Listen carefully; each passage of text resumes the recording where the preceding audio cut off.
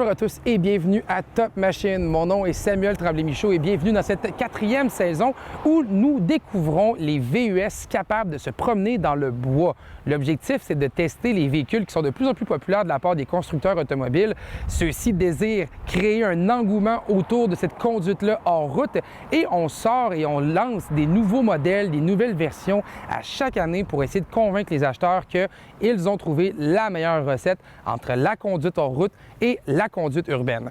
Dans le cas de l'émission d'aujourd'hui, on parle d'un véhicule champion dans la catégorie, un véhicule qui est arrivé il y a quelques années, mais qui, grâce à cette nouvelle édition, l'édition Wilderness, a pu montrer vraiment ses aptitudes hors route et j'ai nommé la Subaru Outback Wilderness 2024.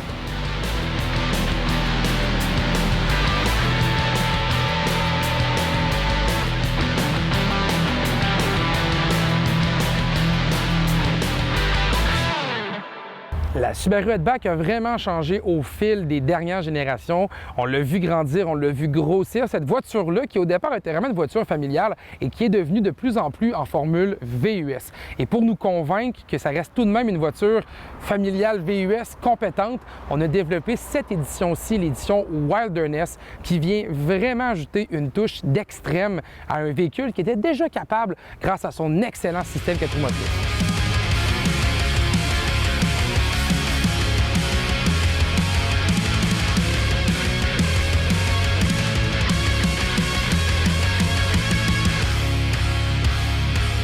Donc, on voit vraiment visuellement des différences avec l'édition Wilderness et les autres Subaru Outback dans la gamme.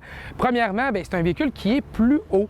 Donc, on a surélevé le véhicule. On lui a aussi mis des roues hors route. On a mis des teintes de couleurs orangées un peu partout pour justement montrer que c'est cette édition-là, l'édition spéciale Wilderness. On a également mis des écussons autour du véhicule. Tu sais, on le voit, l'écusson Subaru Wilderness, parce qu'on a vraiment créé une division là, chez Subaru. On a également le Forester qui est offert en version Wilderness. On a la Subaru Crosstrek aussi qui est offerte en version Wilderness. Et c'est vraiment toujours la même optique. C'est comme une recette, si vous voulez, pour rendre des véhicules qui sont déjà réputés pour être capables, dans plein de conditions, les rendre encore une coche de plus.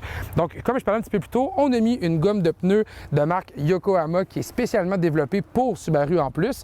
C'est un pneu avec une jante de 17 pouces qui fait vraiment un excellent travail dans les sentiers battus. C'est vraiment un véhicule qui est fait pour ça. D'ailleurs, on voit d'ailleurs toute la finition en polymère à la grandeur du véhicule pour protéger les composantes de carrosserie du véhicule. Sur le dessus, on va avoir notre support de toit qui est là, notre support de toit avec les touches de couleur, encore une fois, orangé, doré, pour rappeler l'édition Wilderness. Mais sinon, on conserve vraiment les aptitudes d'une Subaru Outback. Ça, c'est le fun, parce que tu sais, la Subaru Outback, c'est la voiture familiale chez Subaru. Donc, on conserve un espace de coffre qui est extrêmement généreux. Si on penche les bancs, encore une fois, on a beaucoup d'espace à l'intérieur de ce véhicule-là. On le voit, là. Puis c'est facile de voir à quel point il y a de l'espace, parce que la cabine, de la manière qu'elle est faite, elle est extrêmement généreuse. Donc, c'est un véhicule qui est très logeable et ça, là-dessus, il n'y a aucun problème pour ses aptitudes familiales. Il les conserve malgré qu'on soit dans une version qui a une transmission qui est programmée de manière différente. La CVT est programmée pour rendre le véhicule encore plus capable. On a gardé le moteur 2.4 litres turbo à l'avant qui est offert dans d'autres déclinaisons, mais dans ce cas-ci, on parle de 260 chevaux et 277 livres de couple. Le tout, encore une fois, avec la fameuse CVT que je parlais, mais cette CVT-là, elle est programmée spécialement pour la Subaru Outback Wilderness. Si on regarde à l'intérieur, on a beaucoup d'espace à l'arrière là-dessus, il n'y a pas de problème. Cette édition-là vient même avec des bancs chauffants à l'arrière. On a une qualité de tissu qui est assez intéressante. C'est un tissu synthétique sur les sièges. C'est pas vraiment un cuir, c'est vraiment un matériel synthétique qui est fait pour être très imperméable. Donc, si on va s'amuser dans le bois, on rentre avec les bottes mouillées, avec des sacs mouillés ou des choses comme ça, c'est pas un problème à bord de la Subaru Outback Wilderness parce que c'est fait spécialement pour ça. Et à la cabine à l'intérieur, on a le nouvel écran d'infodivertissement qu'on voit un peu partout dans la gamme chez Subaru. Un écran de 11 pouces qui prend beaucoup de place et qui sert aussi de système d'infodivertissement. On a la transmission CVT qui est là. On a les touches de couleur orangée ici et là, encore une fois, pour rappeler l'édition. Un système de son Harman Kardon de 12 haut-parleurs qui est offert également dans le véhicule. Et on voit qu'on a voulu mettre l'espèce de touche un petit peu plus extrême, encore une fois, sur la conduite. Par rapport au système 4 roues motrices, on l'a spécialement modulé pour qu'il soit modifiable selon nos goûts. C'est le X-Mode qu'on peut vraiment moduler selon les types de terrain qu'on va affronter. Et il a été vraiment spécifiquement travaillé pour l'édition Wilderness. Donc, je vous dirais qu'il y a vraiment des changements significatifs entre les restes de la gamme des Outback et cette édition-ci. Elle a vraiment cette particularité à part entière et ça paraît du moins sur la conduite hors route. On s'en va justement l'essayer, vous allez voir, c'est une bonne bébite dans le bois.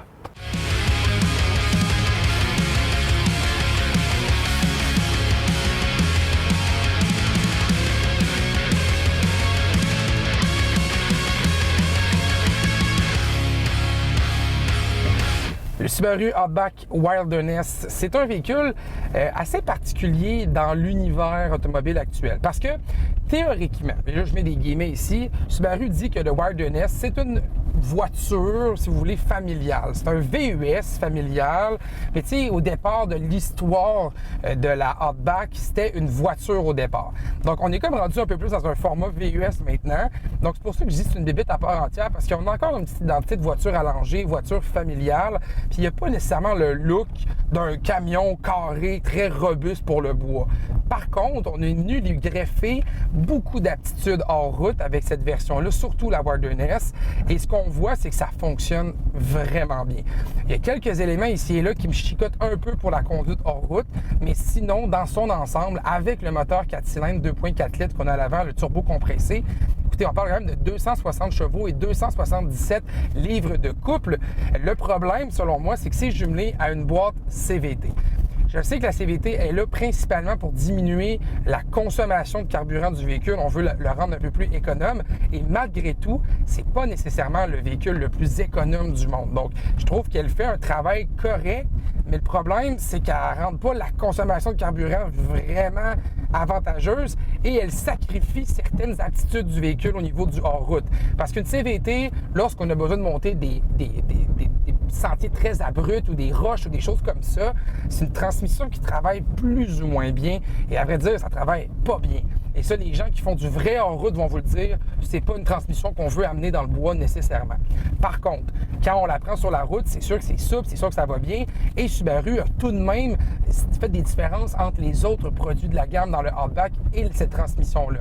On a changé le ratio des vitesses. On s'assure de donner une espèce de sentiment aussi de puissance qui est livré à plus bas régime. Donc ça fait en sorte que si jamais on est pris dans des situations où on a besoin du couple du véhicule à bas régime, bien, on va l'avoir dans la version Wilderness plus rapidement que les autres dans la gamme. Donc là-dessus, on fait quand même un travail pour essayer de la rendre meilleure dans le bois. Moi, personnellement, c'est sûr qu'il n'y a rien qui remplacera une excellente transmission manuelle ou une transmission automatique régulière. Je vous dirais que pour ce que j'en fais aujourd'hui, il n'y a aucun problème avec la CVT. Mais si vous pensez prendre cette Outback-là et l'amener plus loin, c'est peut-être pas le genre de transmission qui va vous permettre de faire tout ce que vous désirez. En contrepartie, on a travaillé le véhicule et là, on le voit, là, je pense dans le bout difficile de la piste d'essai et la suspension travaille merveilleusement bien. Ça reste un véhicule aussi le Outback est très confortable sur la route et les sièges aussi sont confortables. Je me sens super bien assis. On a une espèce de matériel synthétique imperméable sur le dessus des sièges au cas où qu'on a de l'eau ou qu'il y a des choses comme ça qui vont tomber sur les sièges. On peut compenser avec ça et je vous dirais que ça fait vraiment une belle différence sur l'appréciation à bord. On a les touches aussi Wilderness, l'espèce de signature orangée sur le volant. On l'a aussi sur notre pommeau de vitesse. Et on voit qu'on y a mis quelques petites touches ici et là pour juste qu'on comprenne qu'on est dans l'édition la plus hors route possible et la plus aventureuse qu'on a dans la gamme. Et ça, là-dessus, c'est 100% réussi. Je vous dirais que dans les véhicules qu'on a essayé jusqu'à présent, le Outback Wilderness m'impressionne vraiment bien. On est vraiment dans une section très bossue. Puis je vous dirais que ça, écoutez, on vient de prendre des bosses qui, exemple, avec un autre véhicule comme le CX-50 qu'on a testé à l'émission, j'aurais jamais pu prendre ces bosses-là à la vitesse que je viens de le prendre avec le Outback. Donc, on voit que c'est vraiment un véhicule qui a des petites aptitudes en sentier hors route. Je me sens confortable derrière le volant. Je sais qu'il est capable d'en prendre. Est-ce que ça va au niveau d'un Bronco? Est-ce que ça va au niveau d'un Jeep Wrangler ou d'un Colorado ZR2? On n'est pas dans cet extrême-là, mais on n'est pas loin. Je vous dirais là, qu'on est vraiment pas loin et je pense que pour les gens qui cherchent un équilibre au niveau d'une voiture confortable au quotidien et ceux qui se disent hey, moi, j'aimerais ça peut-être aller un peu plus souvent dans le bois. J'aime ça. J'aimerais ça aller avec mes amis, suivre mes amis puis me promener dans le bois. Bien, c'est vraiment un véhicule qui a un grand dégagement à l'avant. On a une suspension qui travaille super bien. On a amplement de puissance pour s'amuser. Puis franchement, écoutez, ça travaille. Là. C'est vraiment une petite voiture de rallye. Là. On sent l'espèce de comportement rallye à la Subaru. Puis piler sur les cailloux, c'est pas épeurant. Puis on sent vraiment que le Outback Wilderness est capable d'en prendre. J'ai énormément de plaisir au volant de ce produit-là actuellement. Puis je pense que dans le créneau, là, il n'y en a pas deux comme celui-ci. L'espèce d'équilibre qu'on a est vraiment là. Ça reste un produit à 47 000 incluant les frais de transport et préparation. Donc non, c'est pas un produit qu'on pourrait dire abordable. Mais par contre, pour sa polyvalence, l'espace qu'on a à bord, la polyvalence en route qu'on va avoir, même son comportement routier qui est noble malgré tout, je pense que ça le vaut. Vraiment, le 47 000 c'est correct. Un véhicule qui peut faire beaucoup de choses et que si vous recherchez vraiment là, un espèce de bébite là, unique dans le marché, il n'y en a pas deux comme celle-là.